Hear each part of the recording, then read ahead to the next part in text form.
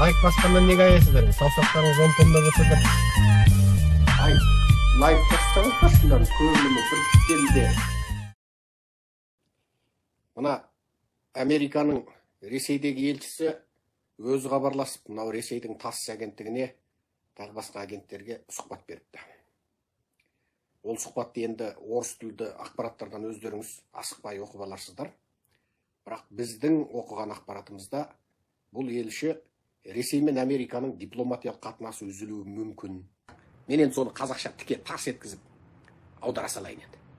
Қысқасы ол сөйде ұзын сонар сұхбат бергенде бір нәрсені айтып енді. Ресей Америка үзілуі мүмкін деп болды. Осы бір ауыз сөз енді айтса. 19 жылы бір үзілген екен алдыңғы ғасырда. Сода мына қазақ пен украинды қынадай қырып, 2,5 миллион украин мен 4,5 миллион қазақты қырып болған жылдың келесі жылы 34 жылы қалпына келген екен. Қысқасы енді тағы үзілуі мүмкін, орыстар үзгісі келуі мүмкін деген сияқты сөздерді айтыпты енді. Ал болды, мен айтайын деген сөзім осы енді. Енді екінші бір нәрсе, мына Қытайда үлкен саяси өзгеріс құбылып тұр енді. Қысқасы біреу алай анализ жасайды, біреу мұндай анализ жасайды. Бірақ бір нәрсені мен өте маңызды түрде айтқым келеді. Қытайда қазір өте көп мына ірі қалаларда анау мұрнынан ковидтің тестін алуды күшінен қалдырды.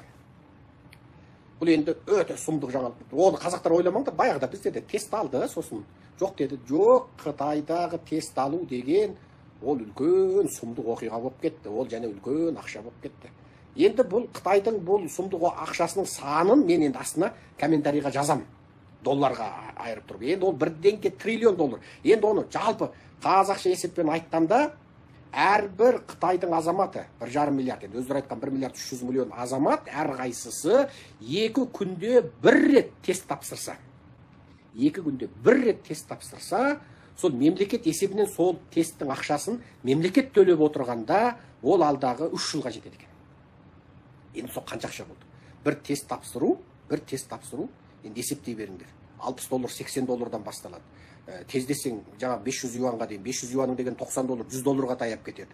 Жарты күн отырып күтесің, одан кейін шығады. Билет алардан бұрын бір тест тапсырып, тесттің штрих кодын интернетке шығарып, оны телефоныңа түсіріп, онлайн регистрация жасап, соны көрсетіп, билет алып, пойызға шығарда бір тест тапсырып, пойыздың ішінде бір тест тапсырып, пойыздан түскеннен кейін бір тест тапсырып, өзің барған жеріңде бір тест тапсырасың. Сонда сен, мысалы былайша айтқанда, Қытайдың бір қаласынан екінші бір қаласына жету үшін енді 4-5 рет тест тапсырасың. Барған жеріңде өз ақшаңмен қонақ үйге жатқызып қояды. Отқа ғана береді, дым жоқ. Ол қонақ үйге үлкен ақша не енді. Қысқасы Қытайда сұмдық. Ал енді бұл не сұмдық бұл? Қытайлар өстіп жатыр, не сұмдық болып жатыр? Ақша. Ол ақшаны кім тауып жатыр? Си Цзиньпиннің өзі және айналасы тауып жатыр. Қысқасы Си Цзиньпин бүкіл Қытайдың халқын езіп, микрорайондарды құлыптап, подъездің есіктерін кәдімгі ана кіреберіс дәліз дейміз ғой, микрорайондарда қабады. Дәліздің есіктерін кәдімгі дәнекерлегішпен дәнекерлеп, тіпті анау жер қазғышпен алып келіп топырақ үйдіріп тастаған ғой. Сөйтіп, тіпті одан тамақ жетпей кей микрорайонда адамдар аштан өліп, аурулар өліп, жүрек ұстаған анау мынау шұғыл аурулар шыға алмай өліп, ана кей адамдар аштықтан жынды болып қабаттан секіріп өліп, быт-жыт болып жатыр. Шанхайда жаңағы қосаулау еді, қаланы блоктап. Бүкіл халық көтеріліп, тіпті үйлеріне микрорайоннан бірақ қуып шығып, қайда барсаң онда бар, сендердің микрорайондарың доқтырхана болады деді. Артынан бүкіл үйдің кілтін тапсырасыңдар, өздерің кетесіңдер, біз үйлеріңе кіріп, бүкіл үйіңді жаңағы дезинфекциялаймыз деді. Ана байлар жылады, менің үйімде бәленбай миллион долларлық құнға ие, құнды каллиграфиялық, құнды көркем құсниқат қағаздар, жазулар бар еді, құнды суреттер бар. Енді оған мына дезинфекциялық дәрі су шашсаңдар не болды, ол құрды ғой деп, олар қыз быт-шыт билік қолынан келген, ойына келген істеп, Қытайың тас-талқан болып, бытықи-шытықи өткенде Шанхайда бір микрорайонды басқаратын комитеттің бастығының тамағын тіліп жіберді. Артынан, енді сөйсе жай ғана терісі қанаған ғой, енді ол өлімге бармайды ол. Жаңағы жапсырасың. Сол анау ызаланып кеп тілген ғой, артынан өз үйіне шыққанда асылып өліп қалған. Ал өлтірген де бар. Қысқасы Қытайың быт-шыт болып жатыр. Енді ең сұмдығын айтайық. Өткенде Қытай сұмдық бір арсыз мәлімдеме таратып, бүкіл адамзат алдында масқара болды. Енді оны мына халықаралық ақпаратта да сындады. Дәл ол кезде мен мына Сиэтлде жиналыста жүрдім де, уағында айта алмадым. Енді масқара болды енді. Ол не масқара дегенде, мына Қытайда жүйбейхуй дейтін бәле бар. Жүйбейхуй деген жүй мен уяңхуй деген сөз. енді ондай мекеме жер бетінде жоқ. Ол Америка, Еуропада жоқ, Қазақстанда жоқ. Енді мына Тоқай сұмырай үйреніп алып Қазақстанда құруы мүмкін. Ол мына әрбір микрорайондарды басқаратын комитет. Ол үкіметтік комитет. Олар үкіметтен айлық алады. Мекеме офисін бәрі үкімет құрып берген, үкімет жалдап берген отыр. Енді соны Шанхай қаласын құрсаудан анау карантинге блоктап жапқаннан шығарған кезде не дейді? Мынандай шешім таратты, бүйтеді. Бұл Шанхай қаласын құрсаулау жаңағы тұрғындар комитетінің шешімі. Тұрғындар комитеті мемлекеттік мекеме емес. Оны тұрғындар өздері ұйымдасып, өздері құрған және өздері дауыс беріп шешім қабылдап, ауруға байланысты олар өздері карантинге жапты, құрсаулады дейді. Қытай үкіметінің қатысы жоқ дейді. Ал енді бұдан кейін құрсаулау болуы мүмкін. Ондай болған кезде де бұдан кейін тек үкіметтің таңбасы бар, ресми таңбалы қағаз болса ғана үкіметтік құрсаулау дейсіздер. Үкіметтің таңбасы жоқ болса, үкіметтік құрсаулауға жатпайды. Оны тұрғындар комитеті өздерінің шешімі деп барлық нәрсені тұрғындар комитетіне лақтырды. Сөйтіп тұрғындар комитеті деген мекеме аяқ астынан мемлекеттік емес мекеме болып шыға қалыпты.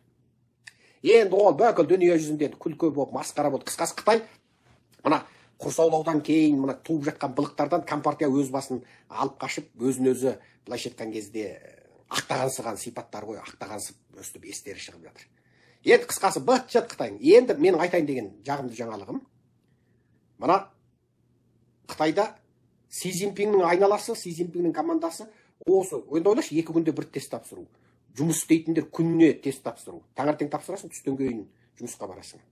Ана компанияда істейтіндер күнде тапсыру. Ойлашы. Студенттерді құрсаулау, бүкіл қаланы құрсаулау, өзіңе өзіңді айлар бойы қамап тастау, аттап шыға алмау.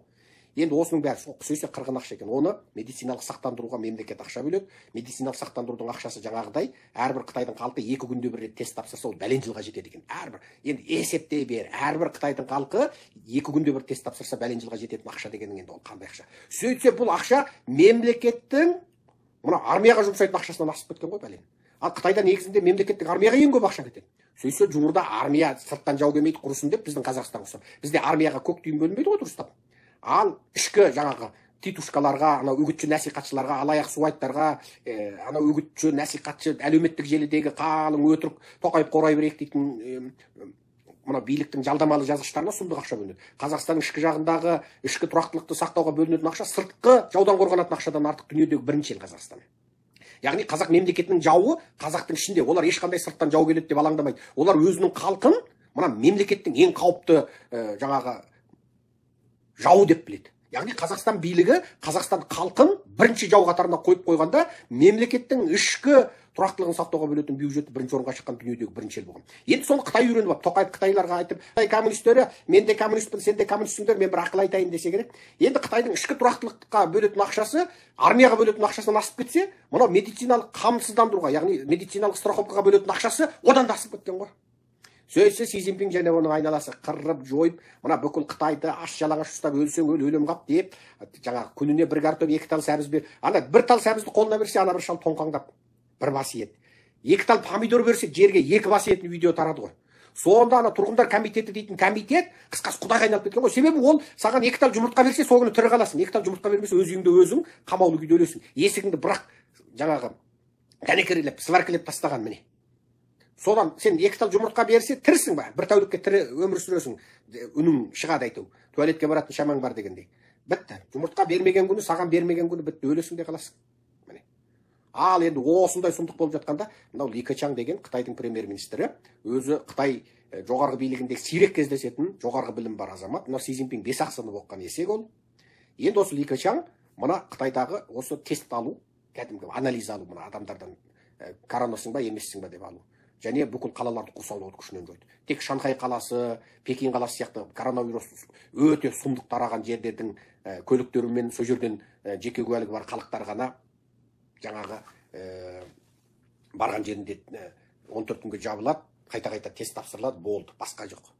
Енді ойлаңдар, өткенде мынау 4 июнь Қытайдағы 89 жылғы қырғын кезінде студенттерді құрсаулап ес бүкіл Пекин мен Тяньжин қаласы. Пекиннен 2 сағаттық жерде Тяньжин дейтін қала бар. Негізінде 2 қала тұтасып кетті. Анада 30 миллион, анада 20 миллион халық бар. 50 миллион халық жасайды бір-біріне тұтасып кеткен 2 қалада.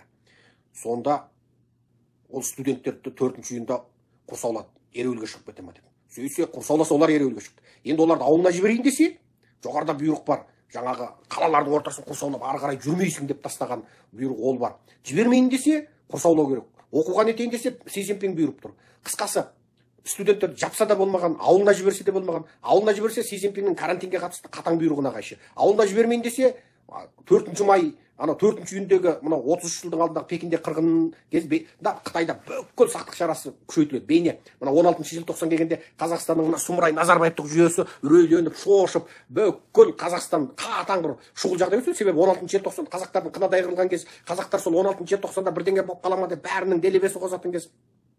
Енді ойла. Содан ауылға жіберіп студенттерді таратып жіберейін десе Назарбаевтан үйренген тәсіл бойынша. Назарбаев 16 желтоқсан жақындағанда бүкіл студенттердің жолын бәлен айлық жаңағы несін бермей тұрады, стипендиясын. Сөйтеді де, анау сентябрь, октябрь, ноябрь, декабрьдегі 4 айлық стипендиясын бір жолда қосып береді, тағы жолына бірдеңе қосып береді. Студенттер мәз ауылға таратып жіберіп Назарбаев уф дейтін ғой бұрын. Мыналар да сөйтетін. Енді естері шығып, жаңағы таратайын десе, Ши Цзиньпин заңына қайшы таратпайын десе, егер алда жолда 4 июньге қарсы студенттер көтеріліп келсе, бастары кетеді коммунистер. Коммунистер не істерін білмей қалды ғой. Былай тарса арбасына, былай тарса өгіз өледі. Сөйтіп жанталасып жатқанда, міне енді қазір Си Цзиньпиннің ең сенімді дейтін адамның біреусі өткенде өзін өзі өлтірді. Шын өлтірді ма, қарсыластар өлтірді ма белгісіз. Себебі ол осы мынау тест алатын компаниялар, анализді жасайтын компаниялар, мынау тестілейтін ғылыми аспаптарды өндіретін компаниялар содан жаңағы үлес алып отырған коммунист екен. Ол сөйтіп қылмысын Ли Кечаңдар ашып кеп қалғанда ол өзін өзі өлтірді. Неге? Енді сотталады. Жуырда Си Цзиньпиннің тағы өсіріп отырған біреусі ол шеттетілді. Негізінде ол сыртқы істер министрлігіне барады деген адам, мына Уаң Ий кеткелі жатыр ғой. Уаң Ийдің орнына сыртқы істер министрлігіне барады деген адам, ол енді анау қайдағы бір албаты телевизия, радио мекемесі дегенге бастық болып қалды. Яғни ол енді сыртқы істер саласынан кетті. Үшіншісі Си Цзиньпин өсірген, Си Цзиньпиннің командасы делінетіндердің біразы кәдімгі мына парақорлықпен, бюрократиямен тексеріп жатыр. Ли Кечаң аузында ойбай, кейбір жерде біртіндеп босатамыз, құрсаулауды жылжымалы түрде құрсаулаймыз, біртіндеп еркіндікке жібереміз деп Си Цзиньпиннің саясатын айтып отырып, Си Цзиньпиннің айналасындағылардың былықшылығын әшкерелеп, ұстайтын ұстап, өлтіретін өлтіріп, қамайтынын қамап жатыр. Енді сөйтіп аурудан сақтанудың бір қолда аурудан сақтану, бір қолда өндірісті өркендету деген бұйрықты шығарып қойып, өндіріске, заводқа рұқсат беріп жатыр. Ол деген сөз Си Цзиньпиннің бүкіл заводты бәрін тоқтатып қалыпты, қамап тастаған саясатына ашық қарсы шығу. Енді осының бәрін қарап отырсаң, Си Цзиньпин енді осының бәрін өзінің саясатына қарсы жүргізіп жатқанын білмей отыр ма? Біліп отыр. Біріншісі, Ши Цзиньпин шарасыз қалған сияқты.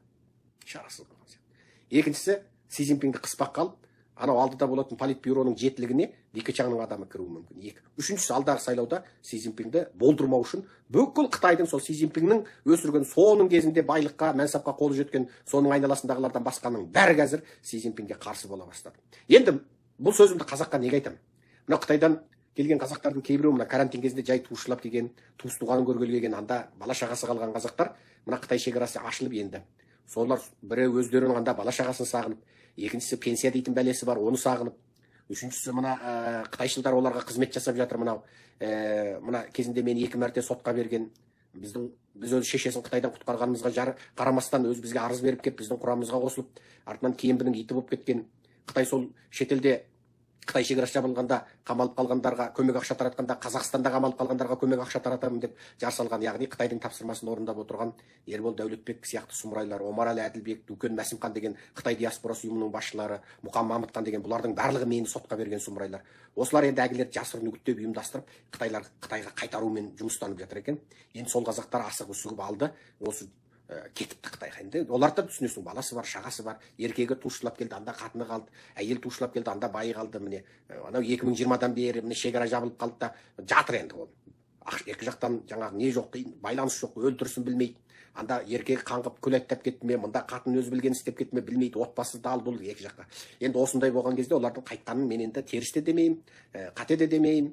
Бірақ жаңа қытайшылдар бұл жолда қатты жұмыс істеді. Бірақ мен осы қазақтарға енді қайтам деп отырғандарға айтамын. Әліптің артын бағыңдаршы. Алда жалда Ши Цзиньпин билікке келіп, Ли Кечаң сәтсіз болатын болса, немесе бұның бәрі Ли Кечаң Ши Цзиньпин біріккен ойын болатын болса, Еуропа Американы алдап, Қытайды мына құрсаудан құтқарып қалу үшін. Онда Си Цзиньпин 3-ші кезекте таққа отыратын болса, онда Шинжаңдағы, Шығыс Түркістандағы геноцид шырқау шыңынан шығады. Ол кезде 7-дегі баладан 70-дегі шалға дейін қамаласың. Ол кезде Сайрагүл Сауытбай қашып келгендей, Қайша Ақан қашып келгендей, Тілек Тәбәрек, Қастер Мұсақан, Мұрагер Әлім қашып келгендей, Бағашар Мәлік қашып келгендей, қазақ аспаннан Қытайдың оғы жауып тұрса да қашуға тырысасың. Жеті әкелеріңді танытады, қамайды бәріңді тұмсығыңнан тізіп көгендеп отырып тұрып қамайды. жаңағы тұмсықпен өгіздің сиырдың тұмсығын жұдырықпен тескендей тесіп отырып қамайды. Жастарыңды ішкі Қытайға жұмыспен қамдаймыз деп жібереді. Немередеріңді балабақшаға жатқызамыз деп бәрін Қытай қылады. Шошқа етін жегізтіп отырып. Еркегіңді бір өлкеге, әйеліңді бір өлкеге жібереді. Сосын қайтесің, 1-2 жылдан кейін ол әйеліңді бір Қытайдың етегінен ұстап кетеді, еркегіңде бір Қытайдың кәрі қатынын қатын қылып жоқ болады. Құрисыңдар. Денсаулығы жақсыларыңды, бауыр бүйрегіңді қасапқа жіберіп, әрқайсысынан $1 миллион жасайды. Сондықтан мына ақыр бәлен жыл мына Қытайдың шекарасы жабық кезде 2020-дан бері ақыр шыдадың. Осы күзге дейін шыдап, мына сұмырай Ши Цзиньпин билікке келе ма?